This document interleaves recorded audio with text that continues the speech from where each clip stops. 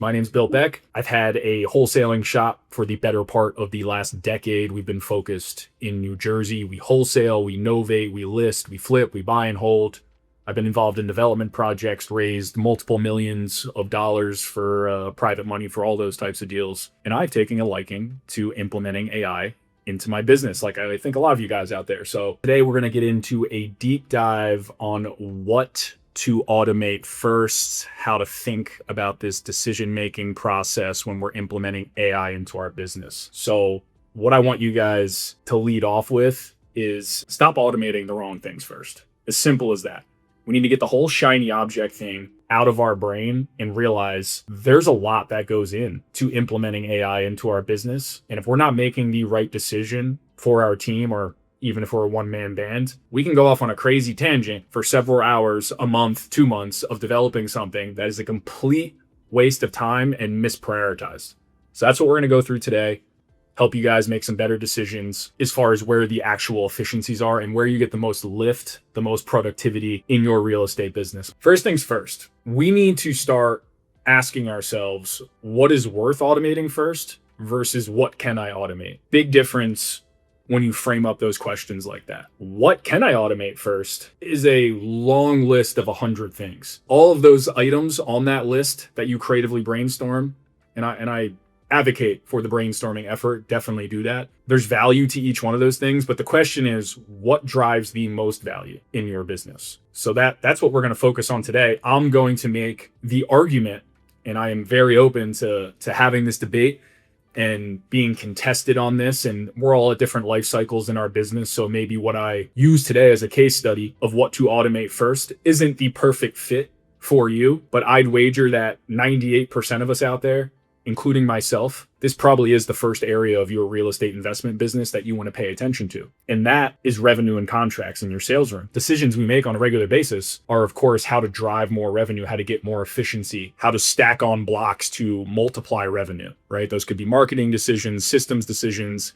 In this case, we're talking about the implementation of AI. So the visual that we have up here, I love for our real estate world, which is, why would I focus on anything else in my home that I am rehabbing if there's a giant hole in the roof? There's no point of putting 10 to 20,000 bucks into a bathroom or a kitchen if there's a giant hole that's leaking on a regular basis. So in this visual, that giant hole represents all of the missed follow-up opportunity and stones left unturned in your sales room. And we all have this, whether you like it or not, or appreciate it or believe it or not. I assure you, if you did a deep dive into your data with your lead manager, your operations person, or just go ahead and extract everything from your CRM system, or maybe you're operating off of an Excel sheet, that's fine. Throw that into your AI of choice. And based off of the amount of touches that you've had on those leads, I assure you that some of the output of the questions that you ask about your data are going to say, in short, you're not getting enough touches. You're not getting deep enough into your pipeline. There is money left on the table. The fortune's in the follow-up. We've all heard this prior to AI, right? This is one of the cornerstones of any sales business. The sexy leads are always the new leads in our human mind. But really, where sexy happens, this is what I try to teach my own team here, is this concept of a load bar with each one of the leads that you're dealing with within your system. I'll ask, hey, Johnny, what's more exciting to you? The new lead that came in yesterday or the lead that came in 3 days ago and we already have 8 out of 10 touches on it? And by that 10th touch, we're expecting some sort of engagement. Knocking on the door over and over again on a lead that we haven't gotten enough touches on, and we're working towards that sweet spot, so to speak, of how many follow-ups it takes to actually see some engagement. That is your task as the leader of your organization, to help your guys understand that is actually the sexier lead. Yes, I need to hit speed to lead on new leads that are coming in the door, but your job is to switch up their framing and their mindset of which leads are actually closest to the money. And that's an expression I use quite a bit. We need to focus on the giant hole in our roof of our rehab project, which is our untouched leads and our leads that aren't getting enough follow-up, before we can start focusing on some of these other items that do provide value, right? Of course, updating a bathroom in your rehab project brings value to your project or to your ARV, but not if it's not going to be able to sell, right? You're not gonna be able to sell a home that has a leak in the roof. So let's not focus on some of the things that are downstream right now that eventually we can get to, let's focus on the most important item where we're seeing the most leakage.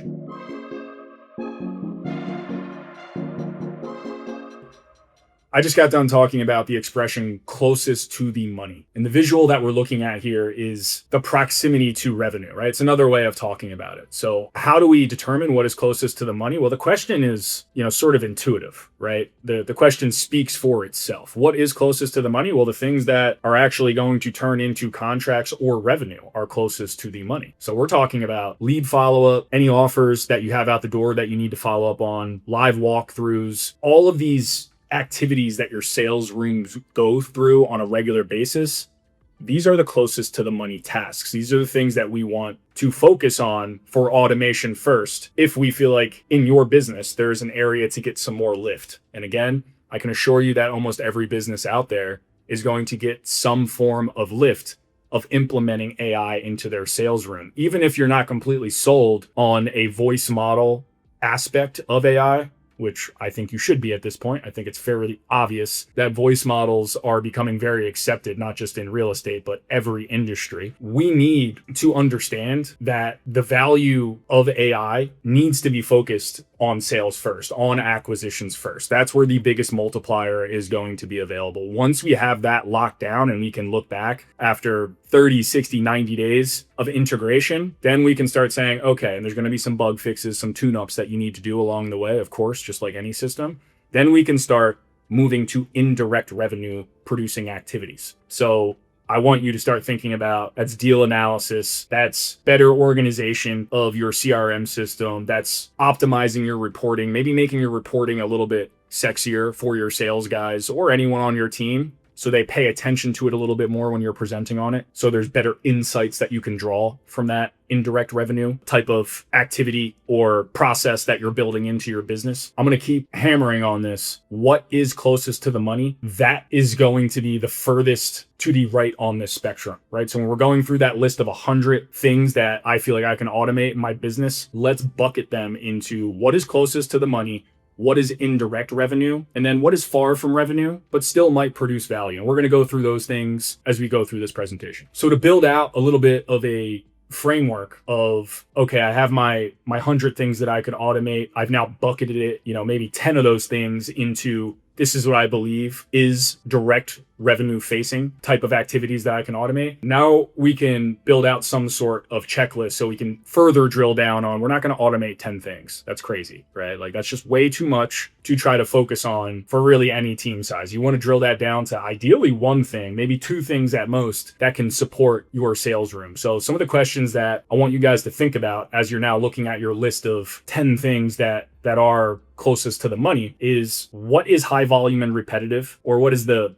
sort of grunt work that is going on, right? That might be happening at either the level of your closers, your top negotiators, your follow-up specialists, or appointment setters, lead managers, right? Those are other people that are interacting with our leads. How connected to the revenue is that particular activity, right? So there's a lot of different items within our sales room that have varying degrees of how close they are to revenue or how repetitive they are. Will automating this reduce missed opportunities, or similar to that, or a different way of saying that, human error? Human error happens all the time. You can write up a playbook and SOP all you want, and you might have the top tier guys ever on your team. You feel wonderful about your team. Human drift happens. No matter what, human drift happens. And perhaps you're doing a great job with your daily, weekly meetings, your one-on-ones, and all those things that we should be doing as top operators in the business. But humans are humans. We're going to make mistakes. We're going to miss things. We live by the laws of this physical reality that we play in, which for most of our guys, they're probably playing in this world of, I'm going to give you 40 to 50 hours a week. And the reality is not even that, right? 40 to 50 hours is what we say, but we all know we're not actually getting 40 to 50 hours of focused work. A little bit different when you implement AI. AI is only doing the tasks, right? And the last thing I want you to think about is, can this particular activity or task operate without a human? Now, if it checks all four of those boxes, it's probably something that you're going to put in top tier contention for, I'm going to automate this thing first. Maybe it only has 3 out of those 4 things. Maybe a human does have to be in the loop to some extent. Perhaps you're trying to automate some sort of follow-up with all of your awaiting offers or your offer follow-ups in your system that, say for the last 2 weeks, I've had 10 offers that have gone out that have yet to convert to either a yes or a no? Could I use some help? Could I give my closer some help on just simply getting that person on the line to execute a live transfer and take that grunt work? Maybe not completely away from your closer, but take 50% of that effort away so they can focus on other leads that are higher engaged right at this moment. And as soon as they see a live transfer coming in from their virtual teammate, they know, okay, that's priority. I'm going to take that. That's something that I put an offer in on a week ago. But that is still likely going to be a human in the loop. You're not going to have an AI voice model completely execute that offer and try to convert that contract. So there's a little bit of give and take here, but the more you can check these boxes, the better case you have for this should probably be automated immediately. Now we've gone through a bunch of different visuals here, but just to give you a tiered out hierarchy of how to think through of these 100 things I have on my board, again, what bucket do they fall in? We want to focus on revenue leaks first. We want to hit the bullseye, right? The bullseye on this target is the center. It is the most important in your business. No question about it. Next, we want to think about things that add efficiency to your current SOPs, your current operational tasks, things that allow at every level of your sales room, people to be quicker, whether it's closers getting offers out quicker, being able to prospect less and engage more, right? In our ideal utopia that we've all set up, our top negotiators are either doing walkthroughs or they're on the phone with engaged sellers all day long. For most of us, that's not the case, right? Our closers are still doing some level of prospecting. For our lead managers, there's typically a bunch of data cleanup and organization, or the way I like to call it, keeping your room clean. Are we keeping our CRM system clean? Do you keep your room clean? We all know what it feels like when you walk into your bedroom and it's tidied up. Is that the same way that your CRM system works and the same way that each one of your individual salespeople is keeping their high priority leads? A lot of times no, right? And that's one of those things that ends up drifting. So that's part of that team efficiency bucket, maybe getting out deal analysis quicker. We call it the deal desk on my team to approve max allowable offers. That falls into that team efficiency. And then we start getting into support. That could be, some of the basic paperwork that's being pushed around. That could be summarizing notes from priority meetings and action items that come out of those meetings. And a lot of those things, as we know, are already built into a lot of the tooling that we're already using. So typically when we're adding on to those things, we're just putting a bunch of, hot fudge on top unnecessarily. Let's just use some of the native things that come along with our Google Suite accounts. Those are quick buy-in options. That's not really implementing AI when we turn on AI note-taking. And then you have your nice-to-haves. That could fall into social media. I think a lot of people can make the argument that social media is maybe closer to revenue production for some teams. I know my team is working tremendously hard on our social proof and our social footprint right now, but the majority of our lead flow comes from paid marketing. So depending on where you're at on that spectrum, I can see people perhaps making an argument in the comments. And again, I encourage you guys, let's have some healthy debates. I think contrarian takes are awesome. It inspires thought and maybe new ways of thinking about things that we're all working on collectively.